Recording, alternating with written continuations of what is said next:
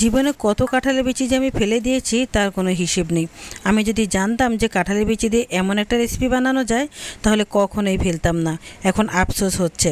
সত্যি বলতে আজকের কাঁঠালের বিচির রেসিপিটা যে দেখবেন সেই ভেবে নেবেন যে এটার মতো সুস্বাদু খাবার আর নেই, এতটাই মজা হয়। আর আজকে আমি সেই রেসিপিটা আপনাদের সাথে শেয়ার করব। ভিডিও শুরুতেই আপনি সুন্দর আঙ্গুল দিয়ে একটা লাইক দিয়ে দিন আর পুরো ভিডিওটা দেখে একটা কমেন্ট করে দিবেন। আসসালামু আলাইকুম, কেমন আছেন সবাই? আশা করি ভালো আছেন। আলহামদুলিল্লাহ আমিও ভালো আছি। এই মুখ ফাটা কাঁঠালের বিচিগুলো না অনেক জ্বালাতন করে, একটুও থাকতে চায় না, নষ্ট হয়ে যায়। তাই তাড়াতাড়ি করে এগুলো খেয়ে ফেলতে হয়। তাই এই মুখ ফাটা কাঁঠালের বিচিগুলোই আমি নিয়ে নিয়েছি। এগুলোকে সিদ্ধ করলাম আর সিদ্ধ করে এখন একটু ছুলে নিচ্ছি। আর ছুলতে অবশ্য কোনো সমস্যা হচ্ছে না, সুন্দর মতো একটু চাছা দিলেই সুন্দর করে উঠে যায়। আর যে লাল একটা অংশ থাকে যে ভিতরে, ওটা কিন্তু ফেলতে হবে না, ওটা যতটুকু যায় যাক, বাকিটা থাকলেও চলবে, কোনো সমস্যা নেই। তো যাই হোক, এভাবে আমি সবগুলো ছুলে নিয়েছি। আর এখন আমি এটা চপারে দিয়ে একটু চপ করে নেব। হাত দিয়েও করা যায়, অনেকটাই নরম হয়ে গেছে, কিন্তু হাত দিয়ে টিপে টিপে করার চাইতে একটু চপারে দিয়ে দিলে তাড়াতাড়ি হয়ে যাবে। এই জন্য এখন চপারে দিয়ে দিচ্ছি। এই কাঁঠালের বিচির রেসিপিটা এত মজা হয় কি বলবো আসলে। এটা একটা পকোড়া জাতীয় খাবার, খুবই মুচমুচে হয়, খেতে অনেক মজা, কুরকুরে। এই পকোড়া জাতীয় খাবারটা কাঁঠালের বিচি দিয়ে হয়, এটা আমি আসলে ভাবতেও পারিনি আগে। আর এবার বানিয়ে আমি এতটাই স্বাদ পেয়েছি, তাই ভাবছি যে আপনাদের সাথে শেয়ার না করলে নাই হবে, কারণ আপনারাও হয়তো এই কাঁঠালের বিচি নিয়ে অনেক বিপদে আছেন। তো যাই হোক, এখন আমি এটা একটু চপ করে নিলাম। আর চপ করতে গিয়ে দেখি একদমই ভর্তা ভর্তা হয়ে গেছে, যাক আমার জন্য ভালোই হয়েছে। আর এখন আমি দিয়ে দিলাম বেশ খানিকটা পেঁয়াজ আর অনেকটা কাঁচামরিচও দিয়ে দিলাম, একটু ঝাল ঝাল হলে খেতে মজা লাগে। আর তারপর দিয়ে দিলাম একটু লবণ আর একটু মরিচের গুঁড়া, আর সাথে দিয়ে দিলাম একটু ধনিয়ার গুঁড়া আর একটু জিরার গুঁড়া। আপনারা কিন্তু পুরো ভিডিওটাই দেখবেন, কারণ শেষের অংশটা দেখলে বুঝতে পারবেন যে আমি আপনাদের জন্য কি রেসিপি নিয়ে এসেছি। আর তারপর দিয়ে দিলাম একটু চালের গুঁড়া, আর তারপরে দিয়ে দিয়েছি কর্নফ্লাওয়ারটা আমি 2 চামচ দিয়েছি। আর তারপর দিয়ে দিলাম একটু বেসন, বাস এতটুকুই, আর তেমন কিছুই লাগবে না। আর এখন আমি এটাকে ভালো করে মাখিয়ে নেব। ও, ধনেপাতাটা রয়ে গেছে, তো যাই হোক ধনেপাতাটাও দিয়ে দিলাম। দিয়ে এখন হাত দিয়ে ভালো করে মাখিয়ে নিচ্ছি। এখানে কি একটু পানি দিতে হবে, যেহেতু কাঁঠালের বিচি সবসময় পানি টানে, মানে পানি অল্প অল্প করে দিতে হবে। একদমই যদি নরম হয়ে যায় তাহলে কিন্তু পকোড়াটা খেতে একদমই মজা লাগবে না। এই জন্য অল্প অল্প করে পানি দিয়ে পরিমাণ বুঝে তারপরেই হাতে গুলিয়ে নিতে হবে। তা আমি ভালো করে মাখাচ্ছি আর একটু একটু করে পানি দিচ্ছি, আর বুঝতে পারছি যে কতটুকু ঘনত্ব হয়েছে। তা আমার বোধহয় আর পানি লাগবে না, এতটুকুই হয়েছে।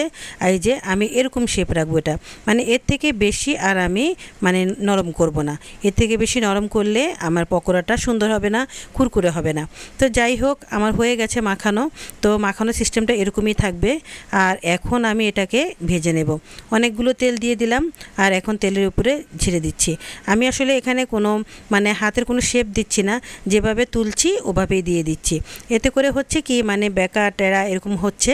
আর এটা দেখতে কিন্তু অনেক সুন্দর হবে, যখন আমি ভাজবো লাল লাল হয়ে যাবে, তখন দেখবেন এটা শেপটা কত সুন্দর এসেছে। তো যাই হোক, এভাবে আমি অনেকগুলো দিয়ে দিলাম।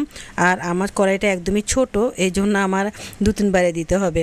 তো আমি বেশ খানিকটা দিয়ে তারপর কিছুক্ষণ লাড়বো না, একদমই চুপচাপ থাকবো, কারণ নিচের অংশটা যখন শক্ত হয়ে যাবে তখনই আমি লাড়বো, কারণ এটা অনেকটাই নরম হয়ে আছে। এখন লাড়লে একদমই একটার গায়ের সাথে একটা লেগে যাবে আর ভালোও হবে না। তো যাই হোক, যখন শক্ত হয়ে গেছে তখনই আমি লেড়ে দিয়েছি। দেখেন কত সুন্দর হয়েছে, একদম লাল লাল হয়েছে। দূর থেকে দেখতে মনে হচ্ছে যে একদম পেঁয়াজুর মতো, তাই না? কিন্তু আসলে কিন্তু এগুলো কাঁঠালের বিচির পকোড়া। এটাকে বিশ্বাস করবে বলেন? কি সুন্দর হয়েছে দেখেছেন? আর কত যে কুরকুরে হয়েছে কি আর বলবো আসলে। আমি চুলা থেকে নামাচ্ছি আর আমার ছেলে মেয়ে আশেপাশে এসে বলতেছে, আম্মু আমাকে দাও, আমাকে দাও, আমাকে একটা দাও, এরকম বলতেছে।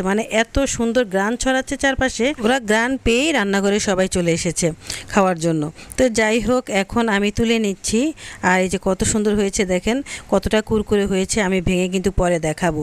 তো এখন আমি আবার আরেক বেশ দিয়ে দিচ্ছি।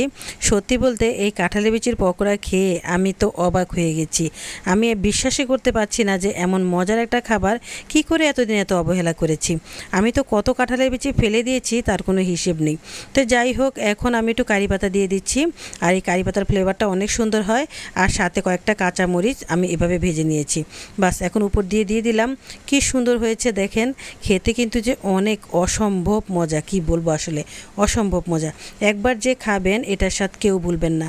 হাতে একটু চাপা দিলে গুঁড়ো গুঁড়ো হয়ে যাচ্ছে, দেখেছেন কত সুন্দর কুড়মুড়ে হয়েছে। সত্যি বলতে এই কাঁঠালের বিচির রেসিপিটা বানাতে কিন্তু একদমই কঠিন না, একদমই সহজ। হাত দিয়ে চাপা দিয়ে ভাঙতে আমার কাছে এত ভালো লাগছে, চাপা দিচ্ছি আর মুড়মুড়ে হয়ে ভেঙে যাচ্ছে। কি যে মজা হয়েছে খেতে, কি বলবো আসলে। আমার মন বলছে আমার এই রেসিপিটা দেখে আপনারা আর বসে থাকবেন না, এখনই সাথে সাথে বানাতে চলে যাবেন। যাই হোক, আমার এই ভিডিওটা শেষ পর্যন্ত যারা দেখেছেন তাদেরকে অসংখ্য ধন্যবাদ। আর অবশ্যই একটা কমেন্ট করে যাবেন।